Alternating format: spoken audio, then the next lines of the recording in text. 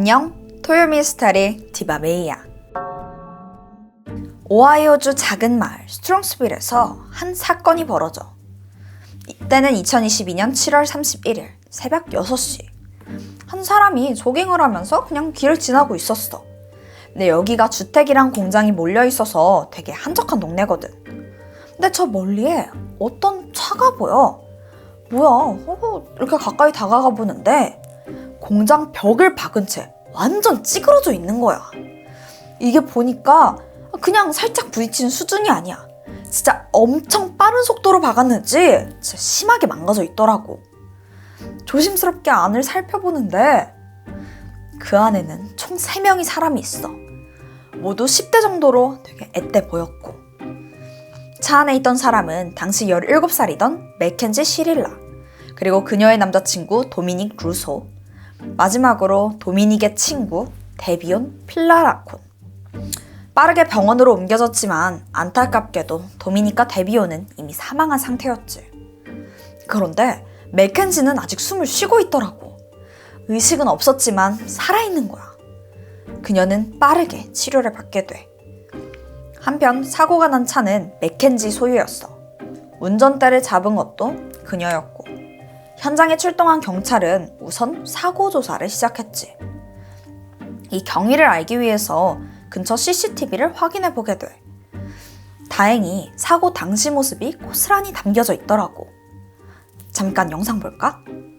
3명을 태운 차는 오른쪽으로 꺾었어.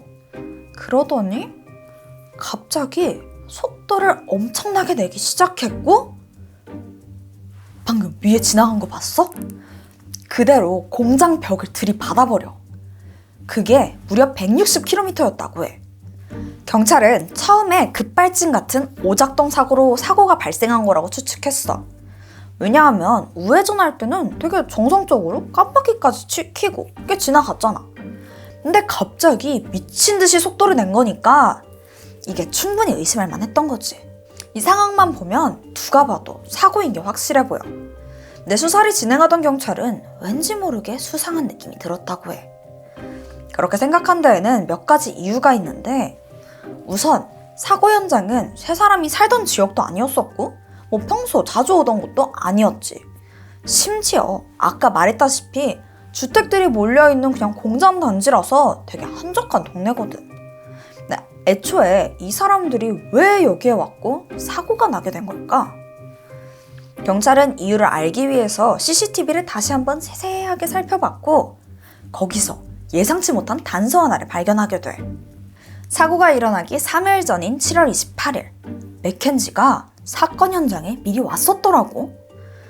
혼자 차를 몰고 여기에 와서는 주변을 살피듯이 맴돌다가 자리를 떴어. 경찰들이 보기에는 그게 마치 사전 답사를 하는 것 같았었대. 그렇다면 그녀가 사고를 미리 계획했던 걸까?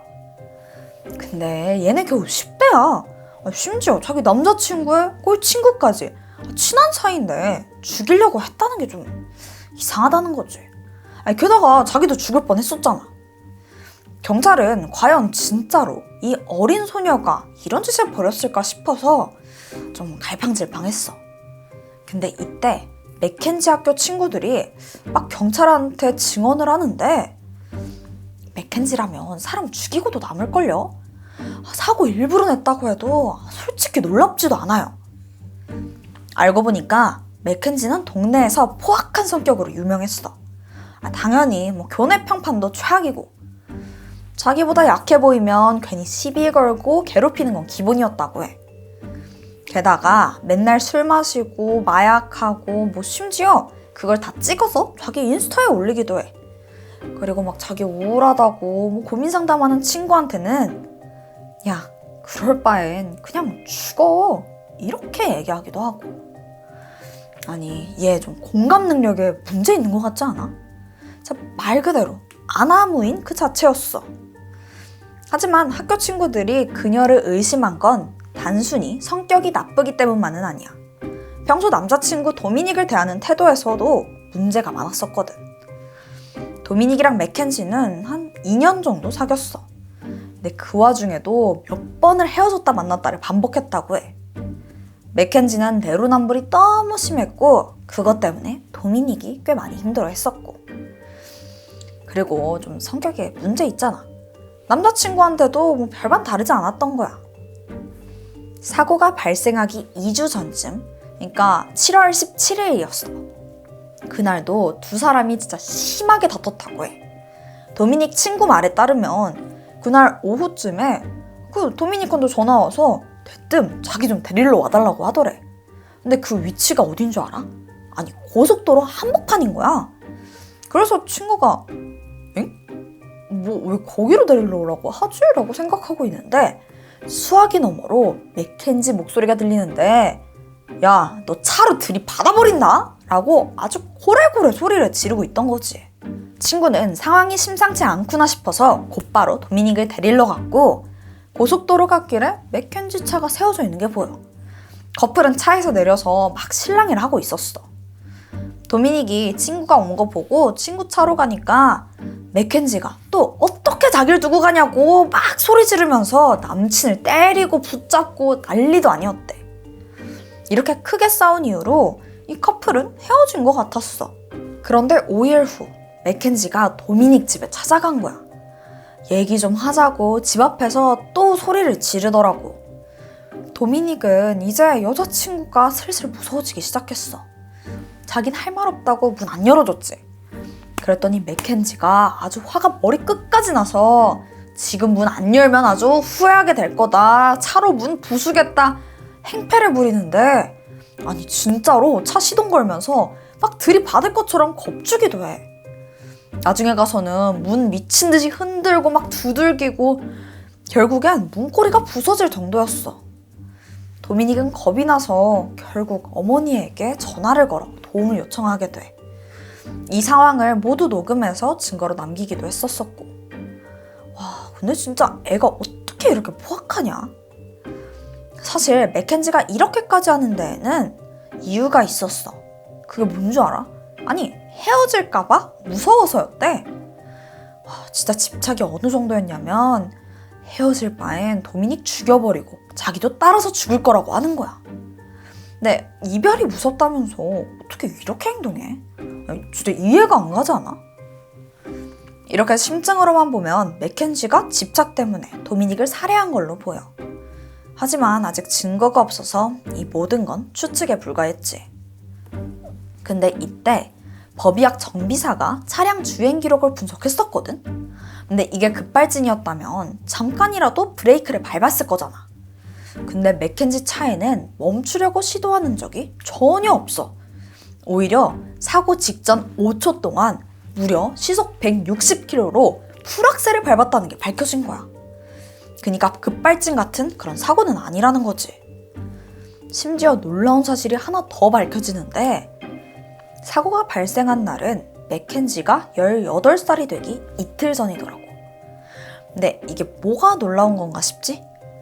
사실 오하이오주에서는 17세까지 미성년자 보호를 받을 수 있어. 그러니까 사람을 죽여도 비교적 형량이 가벼울 거라는 거지. 뭐 종신형이랑 뭐 사형 이런 건 안 나올 거니까. 맥켄지가 고의를 사고로 냈다는 이 정황이 계속해서 나타나는 시점에서 사고가 발생한 날마저 성인이 되기 이틀 전? 이건 경찰이 보기에 수상한 타이밍일 수밖에 없잖아. 자, 그럼 맥켄지는 이 모든 증거를 보고 뭐라고 했을까? 경찰에 추궁해도 뻔뻔하더라. 계속 자기는 아무 기억도 나질 않는데, 자기는 그러니까 공장벽 들이받기 직전 그 우회전을 하는 순간부터 완전히 블랙아웃 된 것처럼 아무 기억이 안 난다는 거야. 근데 이상한 게 사고 당시를 기억하던 안 하던 일반적인 사람이라면 자기가 운전해서 친구 둘이나 죽게 된 건데, 그러면 죄책감에 시달리기 마련이잖아. 근데 맥켄지는 의식을 찾고 난 이후로 뭐 일말의 죄책감도 전혀 느끼지 못하는 것 같더라고. 어이없는 게 그러면서도 도미닉 추모하는 페이스북 페이지에 네가 너무 보고 싶어 이러면서 같이 찍은 사진을 막 올리기도 해. 또 동시에 인스타그램 통해서 모델 에이전시랑 연락도 했었었고. 근데 이게 끝이 아니야. 할로윈 파티에 막 코스튬 입고 가기도 하고, 난 마약이라고도 죽지 않은 여자애들 중 하나일 뿐이야 라는 말 같지도 않은 멘트 달아서 틱톡에 영상 올리기도 해. 심지어 휠체어 타고 무슨 콘서트까지 갔더라고. 이게 다 사고가 나고 겨우 3개월 만에 일어나는 일들이야. 게다가 조사 과정에서는 자기 면허가 얼마나 정지되고 또 언제부터 다시 운전이 가능한지 막 이런 걸 묻기도 했었었고, 이 모든 행동은 경찰뿐만 아니라 주변 사람들의 의심을 받기에도 충분했어. 경찰은 반년이 넘는 철저하고 긴 조사 끝에 맥켄지를 살인, 폭행, 마약 등의 혐의를 적용해서 체포했어. 그리고 살인이 포함된 중대 사건이라는 사실을 밝히면서 맥켄지를 청소년이 아닌 성인으로 재판하겠다는 입장을 밝혔지. 사실 그 전까지는 맥켄지가 미성년자여서 신상이나 사고에 대한 자세한 내용은 비공개였거든. 하지만 성인으로 재판을 받는다면 상황은 달라져. 신상부터 재판 과정까지 모두 대중에게 공개됐다고 해. 그렇게 재판이 시작되고 그 모든 장면은 국민들이 보게 됐지. 그 재판에서 자기 딸 변호한답시고 맥켄지는 엄마가 나와서 증언을 했었거든.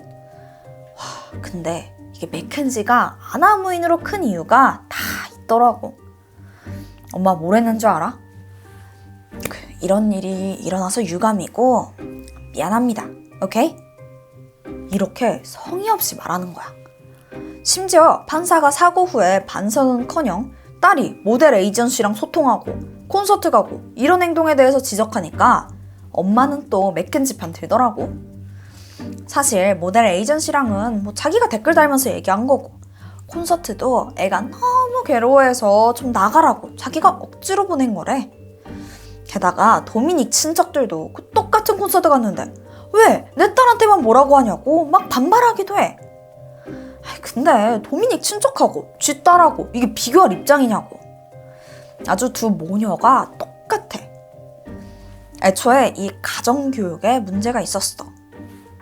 엄마 나탈리는 딸이 어떤 행동을 해도 다 방관했고, 심지어 맥켄지의 잘못된 행동들을 지지하기도 했어.